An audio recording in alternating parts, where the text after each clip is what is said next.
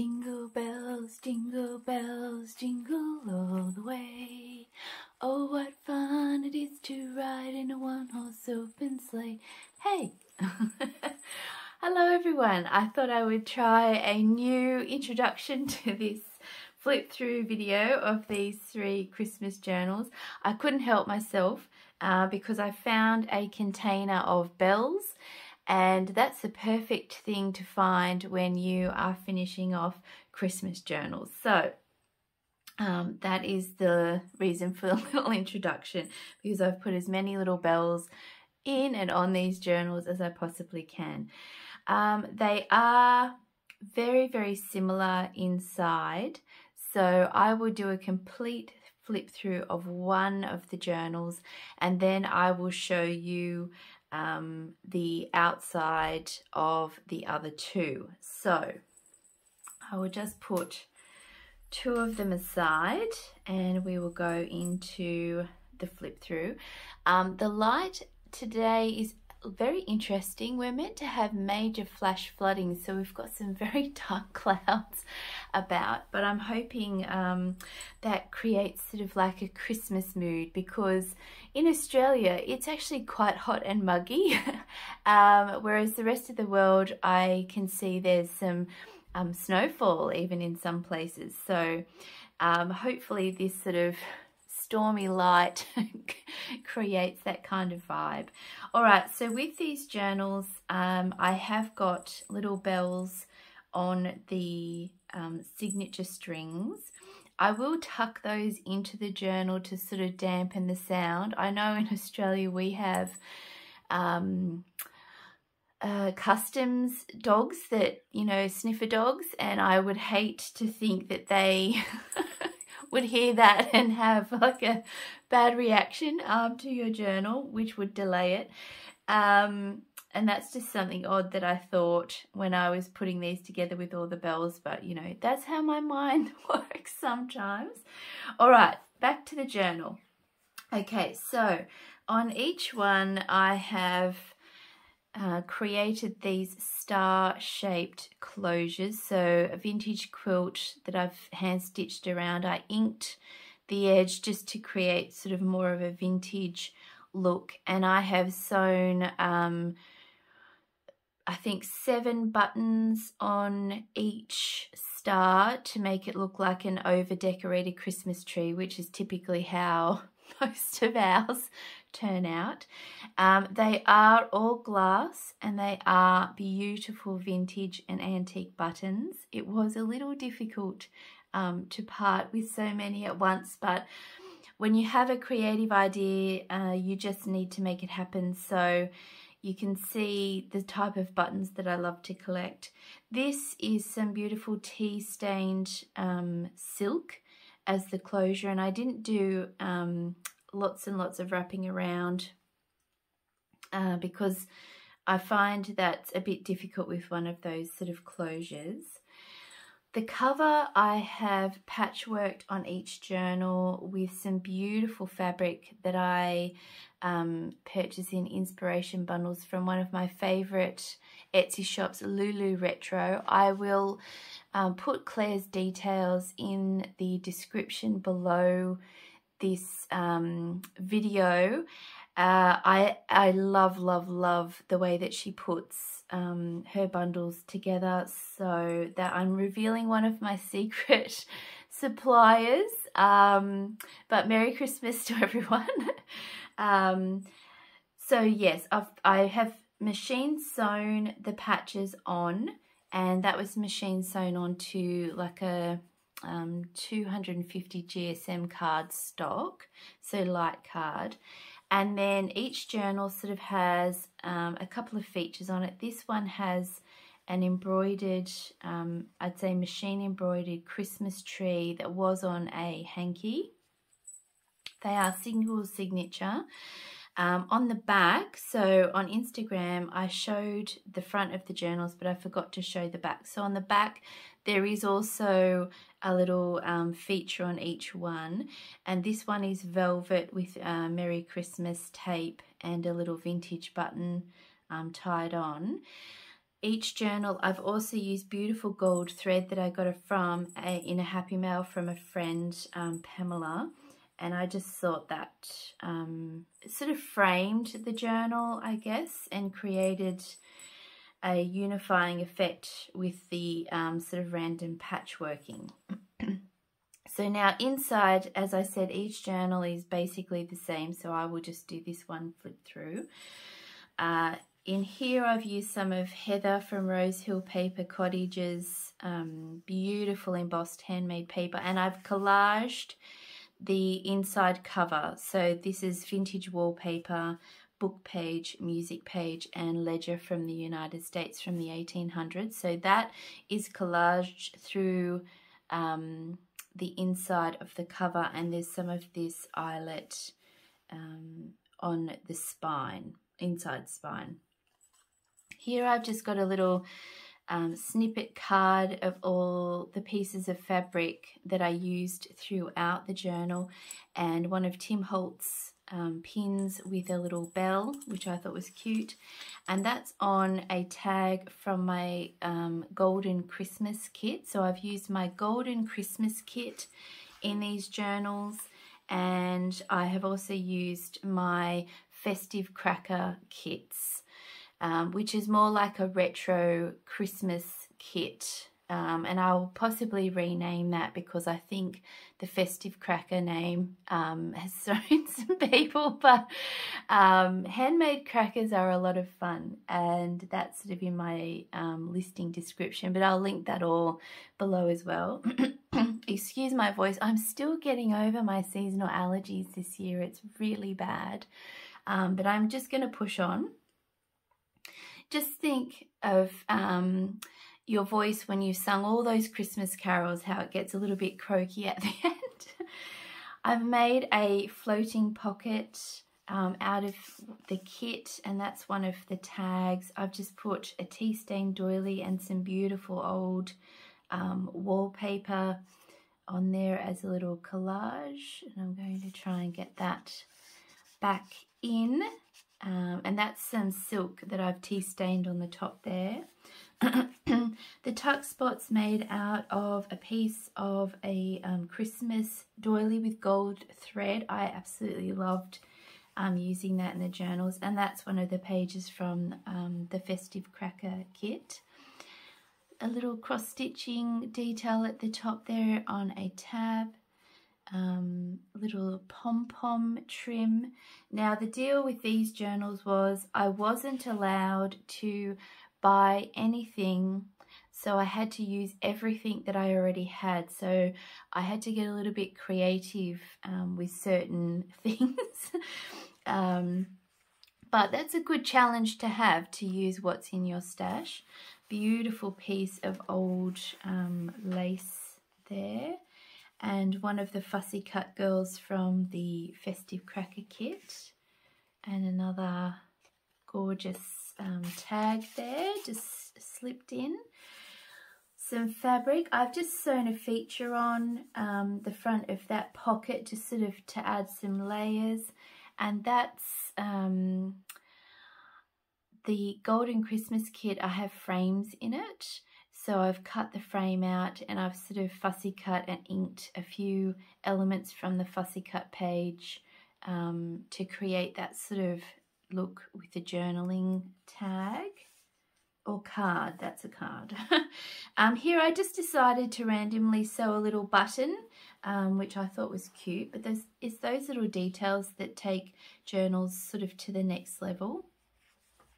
I did use a lot of tabs in this journal, and I actually made some envelopes, which I'm not usually very good at doing, but I actually liked making these. So just the cracker kit with some fussy cut details and some eyelet.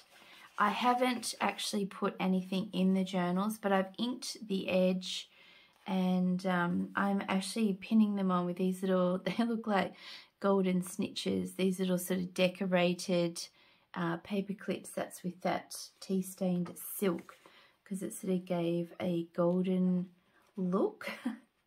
Because as I said, I wasn't allowed to buy anything new. tab at the top there. So most of the fabrics and trims in these journals are from inspiration bundles that I've purchased from Clare. So you can sort of see she uses a lot of beautiful antique and vintage sort of fabrics with that raspberry red, that beautiful raspberry red. A vintage piece of velvet, and I embroidered some stars and sewed that on as a little patch, but it has such a lovely sort of feel to it. And here is one of my embroidery designs, a bit random, but that is meant to be a Christmas tree with little beaded decorations on it. They aren't too, they probably are a little bit cumbersome through that page, but I think a piece of cardstock would easily fix that problem. But I really wanted to do a little design like that where you sort of had the beads. You could, of course, do little French knots, embroidered French knots, which I only thought about after I had finished all 3 pockets. Actually, there's 6 pockets with the beads, so it doesn't matter. It's really cool. It's a very tactile journal. On this tag, I did a little mini tag following Heather's tutorial from Rosehill Paper Cottage, and I just pinned that on with a Tim Holtz safety pin, and that's in the Golden Christmas kit, and so is that page. So I did 2 writing pages because in a Christmas journal you sort of want to document a lot of things. That's a little piece of trim that I have sewn on, and I've left the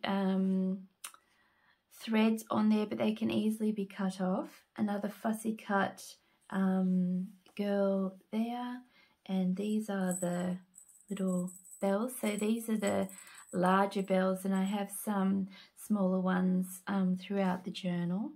That's just a tag I've slipped in there. And on this tab, that's one of the little bells. So I did have more bells in the journal. I restrained myself, like there was a bell on here. I thought that might be a bit too much. So that's another one of those little mini tags, and I just put a bow on the top and pinned that to a tab. Here is another, this is a coin sort of envelope, but they're quite like flexible and wide, so you can fit a lot of things in there. So maybe all of your gift tags of your Christmas gifts would be a cool thing to pop in there. This is another design that I created with the embroidery using the gold thread. Hopefully that was in. Hopefully that made it easy to see and not worse. I sort of fussy cut a little cherub out of this beautiful antique fabric, and I did stitch that on, but you can still use the back of that tag because I just thought that was really cute to have on a Christmas tag. And I do have ruffles and tabs, so this is a beautiful big piece of ledger. Another envelope with a little snitch, and that's a piece of sort of cotton lace, and I did machine stitch that on before I glued the envelope shut, and then I glued the fussy cut girl on top, so that's after I'd inked all the edges. But again, a nice big pocket for all those bits and pieces that you like to keep from Christmas. Maybe even a favourite recipe could go in that. Another ruffle there. On this pocket I've done a little bit of cross stitching, and on this tag I used some fabric for the tag topper, and I had little bits sort of left over, so I cut out a lace heart and sewed that on by hand with a mother of pearl button. And I think I would definitely be doing this type of topper again. I just love the layers, and I prefer my details on tags to be sort of up the top, because when you put it in the pocket you sort of lose a lot of the visual of a tag, and also it can sort of push the pocket out and get stuck. So I prefer to probably have a more detailed top on my tags. This is just another little cutie from the Golden Christmas Kit I've tucked in there, and a fussy cut girl. Up the top here, just a little piece of crocheted doily edge.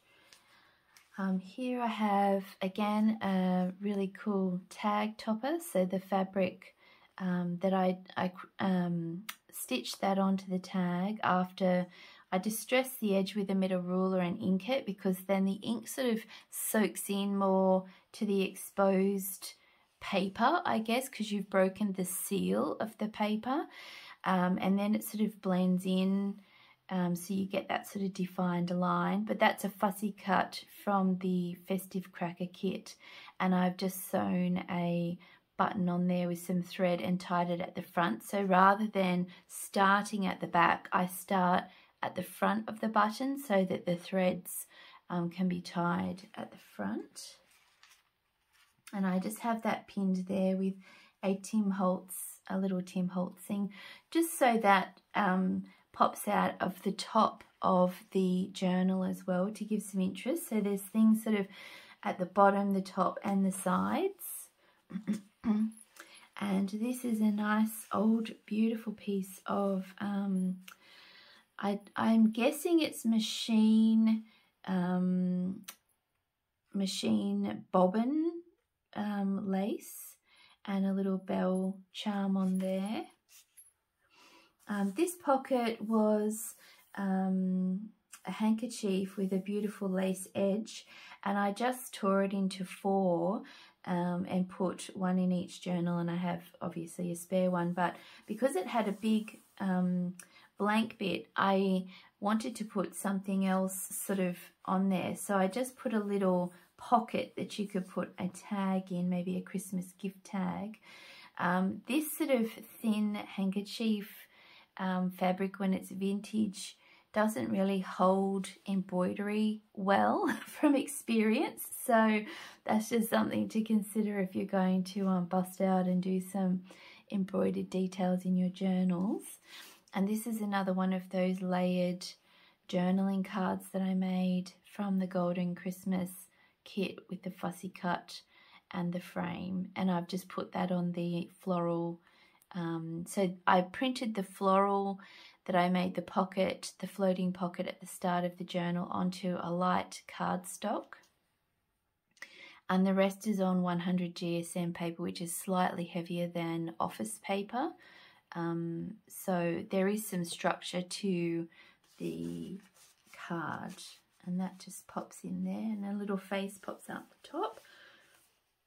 And this is the back, so you can see the gold stitches, but you can also see the collaging has gone all the way through, and some more of Heather's beautiful paper and a little ruffle. So at the end of making journals, especially if I'm making more than one, I make a point of using every little bit, because my scrap containers were just starting to get overwhelming, I think, and as much as I tried to sort of make things with all the scraps, you end up with just smaller bits. So now I have like a little challenge, I guess, that at the end of making a collection of journals, that I need to find a way to use all of the smaller pieces. So that is how a lot of my happy sort of crafting accidents happen, I think, when you push yourself outside of the of your little comfort zone and you have little challenges. And if you've watched any of my other videos, you'll know that there's always seems to be a little challenge going on. Okay, so that I haven't actually named the journals yet, but it will probably be, this one will probably have something to do with the Christmas tree. But now I will just show you the covers and the stars of the other two journals, because as I said, the inside is pretty much the same. So they're the beautiful buttons on that star, and they're really shiny. They are gold, so it is a little bit heavy, and you just need to be careful with those, because glass, sorry, did I say gold? They're glass. Glass can smash. Glass buttons can smash, but you have to really you know, it would be quite a bad accident if that happened. Okay, on the cover of this journal, I have this beautiful handmade bobbin lace feature. So that's actually handmade, which is why I've sort of put it on the front. I have also placed everything knowing that you would have the star on the front as well, although that could actually be used on a lot of different journals because it's very neutral in colour. That's another patch from a vintage piece of trim. That is machine, it's a cotton machine stitched trim. And on the back of this journal there is a patch that has been stamped Merry Christmas. So that's, and this beautiful floral fabric on the back. So that's the front and back of that journal. And just to make you sort of, just to prove that I'm not making up stories, the inside of each journal is basically the same. I've also tried on any bells that I've used in the journal, I've sort of tried not to put them sort of in the actual middle of the page, or they're removable.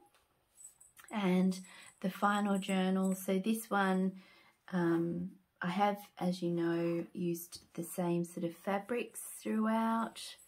So I'll just show you the star with all the different buttons. And this is the cover of this one, so a velvet patch with the Merry Christmas tape and the beautiful vintage and antique fabrics. And these are linens, so they're old French linens, but they would have been used as tea towels, I'm guessing. Everything has been laundered by Clare herself, and I also give them a wash as well, so they've been hot washed twice. But I just love this little angel that came in one of her inspiration bundles, so I've hand stitched that on to the back cover of that journal. So that's the front, and then you've got the angel on the back. This is hand stitched on as well, and so is this patch. So all of the details, aside from the actual initial patch working, has been hand stitched on. And of course you've got that gold stitching around the edge, little rogue thread there. Okay, so this one will probably have this one might be called Angel, this might be called Bauble for the Christmas tree, or that might be Bauble because that does look like a bauble. So I will give them little names. I just hadn't thought of any at this point because I just wanted to get this filmed before it got any darker. It's like almost 9:30 on a Sunday morning here, and you wouldn't think that it is with the light how it is. We're sort of bracing, as I said, for some flash flooding, but I'm not sure if I hope it doesn't happen because that's never fun. But I guess it's also something we're pretty used to here in Australia, extreme weather events. As you know, most parts of the world sort of experience something, but ours just seem to be all the time.